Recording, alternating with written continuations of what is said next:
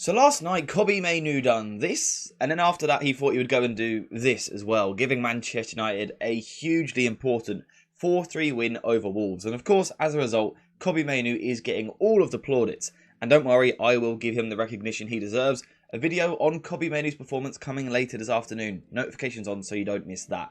But before we focus on Kobbie Mainoo in a separate video, I think first of all we need to talk about the whole team structurally. Because I actually thought, despite what turned out to be a pretty chaotic game towards the end, I thought we saw tactical improvement from Erik ten Hag. Now, I have been extremely critical of this guy over the past couple of months because I think he's got it wrong on quite a regular basis. So it's only right to point that out. However, when he gets it right, I've got to talk about it. And I do think in this game we saw Manchester United largely getting it right, aside from the last half an hour where things went a little bit crazy after Wolves get given a stupid penalty. Right, so let's get into it from a tactical point of view. And we're going to start off with goal kicks and how Manchester United built the ball from the back and then sort of through the pitch, because I thought at times we saw a more controlled possession approach. So how did the goal kicks work? Basically, Onana would start in goal, as you'd expect, he is a goalkeeper.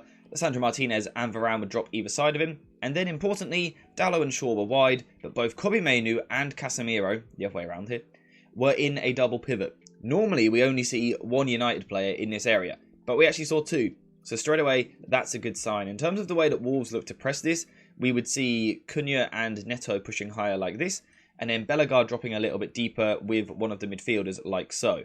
But basically, this was a really passive approach from Wolves, as you can see in this shot here. And it made it pretty easy for Manchester United to play the ball out from the back. Now, one thing I will say is that towards the end of the game, when Wolves pressed a little bit higher, United did struggle a bit more.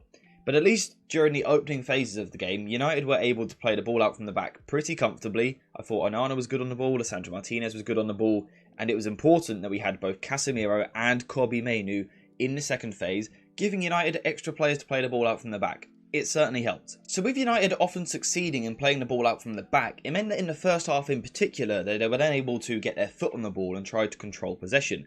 And actually emphasis on that, control possession. Not something that Manchester United have tended to do this season. This season it's been quite a scattergun approach, quickly firing the ball forward in the attempt at attacking very, very quickly. What we saw in this game was something very different. We saw a more measured, controlled approach on the ball. And in my opinion, that was helped by the formation and the shape that we saw, which of course rotated. Erik ten Hag is still manager. We always see a rotating shape in these areas, players moving into different positions. But largely what we saw was some form of back three. At times it was Luke Shaw as the left centre-back, at times it was Casemiro, at times it was Lisandro Martinez. But some sort of back three, and then once again, importantly, two players in the second phase. Normally Casemiro, and then either Kobbie Mainoo, Diogo Dalot, or Bruno Fernandes. And again, this is a real positive step in the right direction. This is a real positive for the club, because by having two players in this position rather than one, you've doubled the amount of passing angles you have. You've doubled your options in midfield, which is hugely important. Now, I still think this needs to be worked on. There were still spells in the game where it was a little bit slow to happen. The rotation wasn't quite as smooth. But this is something new that Erik ten Hag is trying to do. So it's going to take a little bit of time for the players to adapt to that. Overall, though, Kobbie Mainoo done really well in this role. And I thought Dalot also done a good job inverting. And we can see it again in these average positions here. We can see United with that second phase presence in the midfield. Very, very important. What was also important though, like I've said already, was the more controlled measure to the approach. So we had Lisandro Martinez at the back taking his time on the ball and then moving the ball forward through the lines, as he does so well. We had Luke Shaw taking his time on the ball. But even Casemiro, I'm sure you guys remember his passing numbers from the game at the weekend. This was much better in this game. His pass completion rate was so much better. And that was because United's approach was slower. It was more controlled, it was more methodical. When the forward pass wasn't on, they didn't force it anyway. They took an extra touch, they slowed it down, they passed the ball sideways. And I think Casemiro had a really good game in possession. I thought he was very good. And Kobbie Mainoo, of course he was. He always is. But also Diogo Dalot as well. When he inverted, they all done a good job of inverting into these positions. The other important thing here though, which you may have noticed in that average position graph, was that Bruno Fernandes was now higher up the pitch in a centralised position, which is where we want Bruno Fernandes to be. We want Bruno Fernandes in these positions high up the pitch. Now, sometimes it was Dalot next to him if he made an underlapping run. Sometimes it was Kobbie Mainoo when Dalot was playing deeper. That's a good little rotation. I like to see that.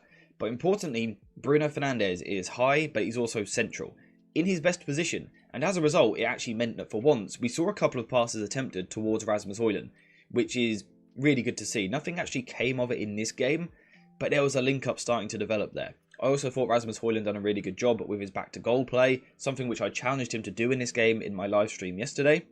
He delivered. I thought Rasmus Højlund produced his best performance of the season so far in that first 45 minutes. So complete.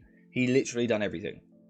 But the important thing for United is that they've played the ball out from the back. They've then got themselves in a structure which can control the ball, and then they've followed through with that. They've controlled possession. They've looked to dominate the ball and take the ball away from Wolves.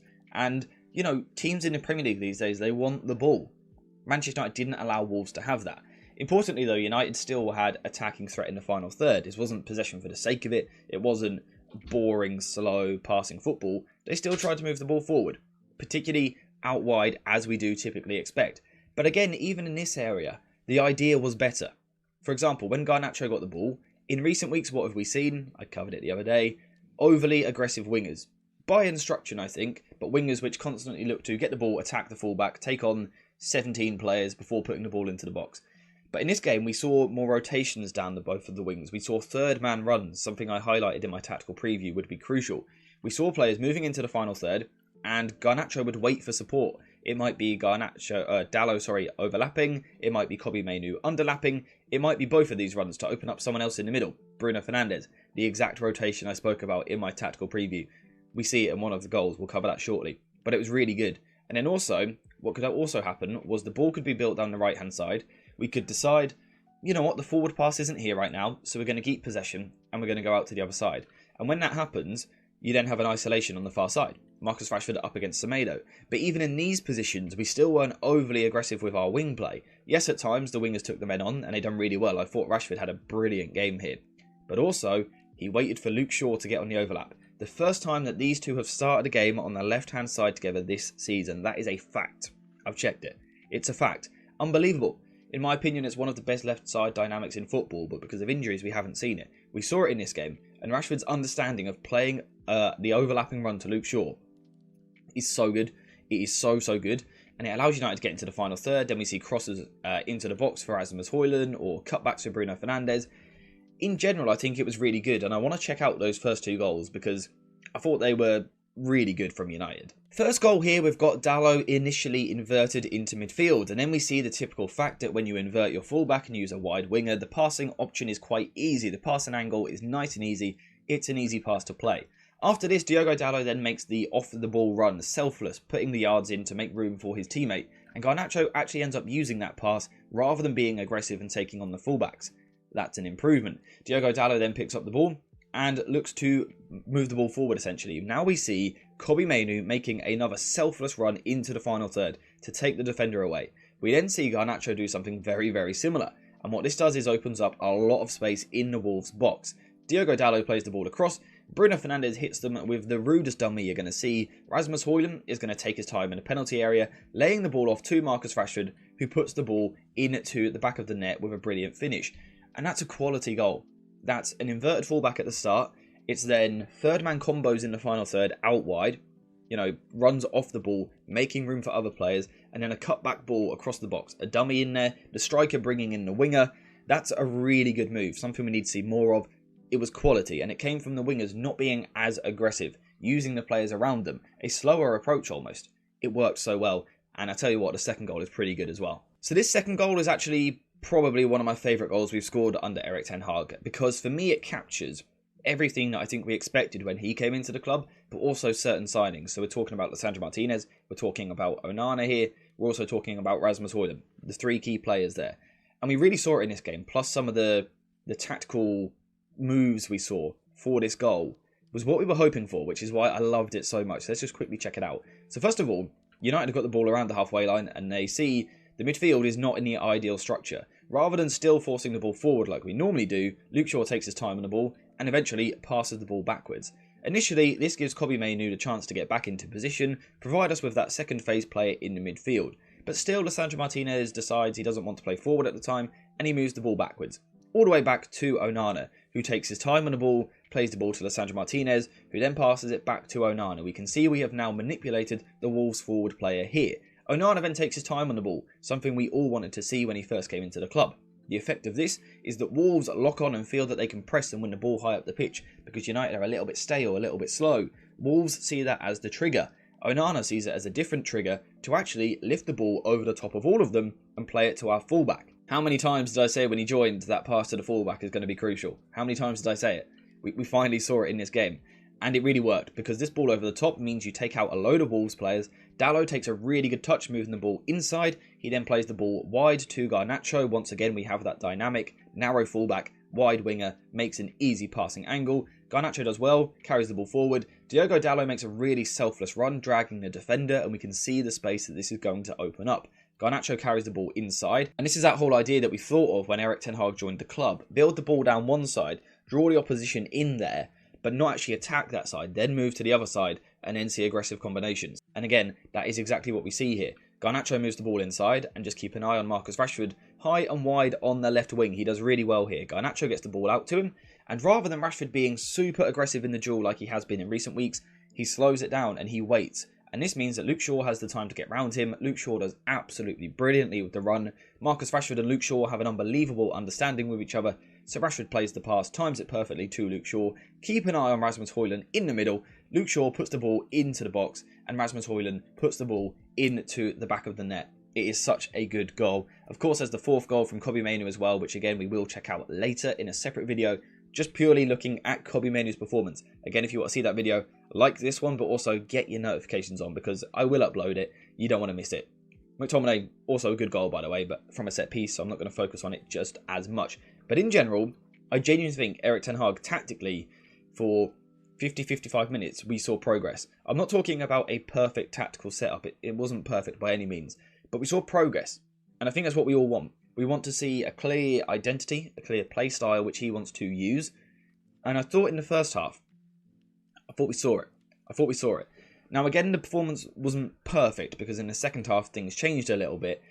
Like I've said already, Wolves get a penalty, which for me just never is. If you see the lack of contact, you compare it to recent games, Liverpool, Chelsea, it's not a penalty. It is never a penalty, but it gets Wolves back into the game. And at this point, United go back to old habits a little bit. You know, the Wolves crowd is up and is behind them, and United players start making silly mistakes. I also think at this time, Casemiro physically was really struggling. Of course, only just returning from injury.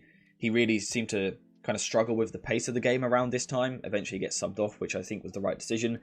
But he was starting to struggle with the pace a little bit.